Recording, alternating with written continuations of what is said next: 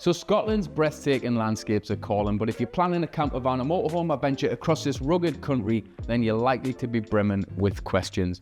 In this guide, we're going to dive deep into everything that you need to know to navigate your trip to Scotland with ease. From the dreaded narrow, winding single-track roads to embracing the wild and camping off-grid in your campervan. I'll talk you through the best road trip routes, how to manage your chemical toilet, and even how to outsmart the notorious blood-sucking midges. For anyone new to the channel, my name is Chris. I'm a travel guide writer and YouTuber, together with my wife, who spent over 300 nights in Scotland camping off-grid in the past 18 months alone, and I'm here to guide you through what I've got no doubt will be your dream road trip.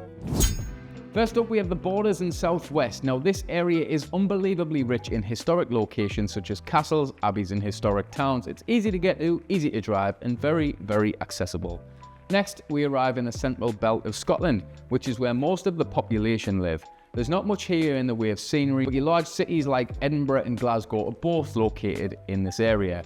After the central belt, you come to the Highland line, which covers a large chunk of Scotland. The scenery in this entire area is quite simply incredible, and for most people, this part of Scotland is where they want to visit. It's certainly the most popular. Scotland has also got a ton of islands dotted around it, with its most notable being the Isle of Skye and also the amazing Outer Hebrides. To get over to Skye, you can drive over a bridge, but for the Hebrides, this one requires a ferry.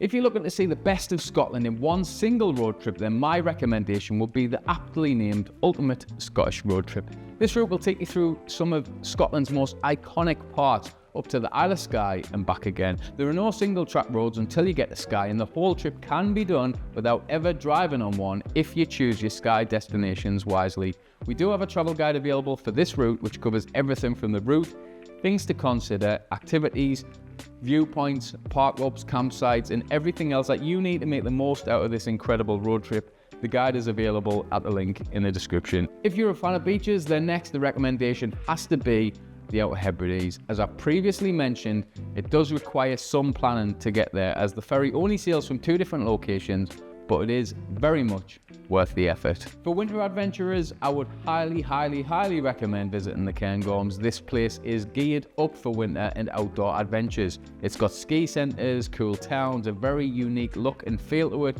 and there's simply nowhere else in Scotland that does winter quite like the Cairngorms does.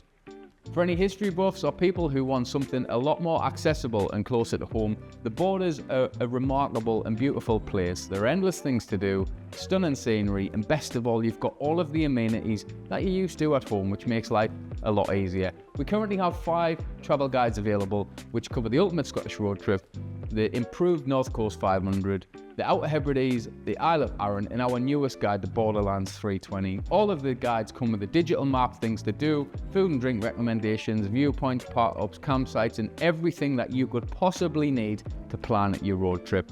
All of the guides are available at the link in the description, and you can also get a free quick access digital guide to Scotland's hidden gem. Again, the link for that is below. Now let's answer some of the questions that you might have. And first up, the narrow single track roads. Now, you've probably heard a lot about these, and I'll be completely open and honest with you, they're not that bad. Firstly, they're a few and far between. The main roads are generally fine. The single track roads are mostly located up in the northwest corner and on a couple of the islands. Secondly, there are a ton of different passing places. If you've ever driven in the Lake District around places like Derwentwater, then you'll be fine on these roads. The difference between these and the ones on the lakes is that these ones are actually single track. So everyone understands that. Cars will stop and let you through, or you let them through. In the lakes, it's not single track most of the time, but the roads are so narrow that everyone's trying to squeeze through at the same time. Honestly, I really wouldn't worry about these much at all. Take your time and you will be completely fine. Will I see any wildlife? Yes, you will. I'll be extremely surprised if you don't. Red deer are seen very regularly in fields, on hills and mountains, and sometimes even on the road, especially at night. So use caution while you drive and keep your eyes peeled. They're very big and they can cause a lot of damage if you hit one. You'll likely see golden eagles, and depending on what part you actually visit, you might even see dolphins and whales. I shot this footage when we were filming on the Ultimate Scottish Road Trip of a pod of dolphins in a sea loch on the west coast near Skye. We also stumbled upon this red deer casually taking a stroll along a beach in northern Scotland on the NC500. Keep your eye out, keep your camera ready, and I've got no doubt you'll go home with a phone full of images of different animals. You want to try wild camping, but you normally stay at campsites. Now, if you're visiting Scotland, you probably want to try camping off-grid. I don't blame you. There's some incredible and beautiful park-ups, but as I mentioned at the beginning of the video, you can't just park wherever you want. Just like most places, there are some restrictions. You'll find some places with overnight parking signs and even the odd height restriction barrier. If you want to make sure you don't get that dreaded knock, just simply stay away from houses, park out the way, don't park where there's any overnight parking signs, and never park in a passing place. Try and keep your noise to a minimum, and as long as you do these things, you'll be fine. In our 300 plus nights camping in Scotland over the past 18 months, we've only stayed in campsites for less than 5 nights, and we've never ever been moved on. There are also a lot of car parks popping up, not just in Scotland but in England as well, where you can actually buy an overnight parking ticket. There aren't any facilities, but at least you know you're not going to get moved on. We stayed in this little one in Wick, and when we were doing the North Coast 500, and I think it cost us around about £10 for the night, and it was ideal. The best suggestion that I can give you though is to download Park for Night and use this. Now, Park for Night is an app which helps you look and find different park ups. Have a look at the pictures, check the reviews, and just go for it. We still use Park for Night. It's a fantastic app. It covers Europe as well as the UK, and the best part is it's completely free. Midges, yes, they are horrible, and yes, they can definitely ruin your fun. But there are things that you can do to avoid them. Now, midge season is generally considered to be between June and September, and although they're not on a strict timetable, they do sometimes arrive early and even stay later than that as well. They're at the worst in July and August though. They're most active during dusk and dawn, and they love a good calm, overcast and humid day. So avoid lakes, wetlands and forests. These are the worst places for them, and if you head out on windier days and to more exposed areas like coastlines, that's going to be your best bet to avoid them. In terms of repellents, there are tons of different types that you can try. We use Avon Skin So Soft. It's actually a dry oil spray, but it works very well. And get yourself a head net. Alternatively, you can just attempt to avoid them altogether by visiting at a different time of year. What time of year should we visit? As the weather in Scotland is varied and it changes a lot, it's pointless trying to plan your trip exclusively based on the weather. Just because you plan a trip in the summer doesn't mean you're actually going to get nice weather. More often than not, we actually head to Scotland in the winter. The colder, the better for us. It's quiet, cold, it's beautiful, which is my favourite type of weather. But for you, April to early May can be the best time of year to visit if you want to try and avoid the midges and the biggest crowds.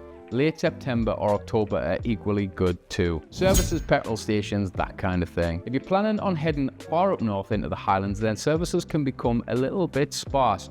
It still catches us out sometimes, even to this day.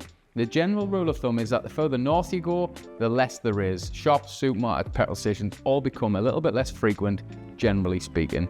Luckily, Scotland has fantastic 4G coverage, and in most places you shouldn't have any issues using Google Maps to find a petrol station. If you are particularly worried, just call in advance to check that the place that you need is open, as you won't be finding many, if any, 24/7 petrol stations up here. We tend to frequently top up the diesel as we travel to make sure that we never run low. The chemical toilet, yes, I can hear you. What do you do with your chemical toilet if you're camping off-grid? Well, everyone generally has different solutions, but for us, what we generally tend to do is the solids go in this, the toilet, and liquids in this. This means we're not filling everything up too fast. What you can do though is either break up your off-grid adventure with the odd campsite stay and empty your toilet and everything there, or you can contact the campsite and pay them a fee in return for allowing them to use your facilities or empty your toilet and fill up your water. We've done this before in the Isle of Skye, I think it was the last time, which I think we paid around about £10 for the campsite to allow us to use the facilities. I'm sure there's more generous ones that might not charge a fee. As I mentioned earlier in the video, we have travel guides available for a lot of Scotland that cover everything covered in this video and more. You can buy them individually or in bundles on our website in the link in the description. I hope this video helps plan an incredible and unforgettable Scottish road trip, and if you've got any additional questions or any other advice that you would like to share, then make sure you add it to the comments below. Thanks for watching. Like, comment, subscribe, and we hope to see you in the beautiful country of Scotland very, very soon.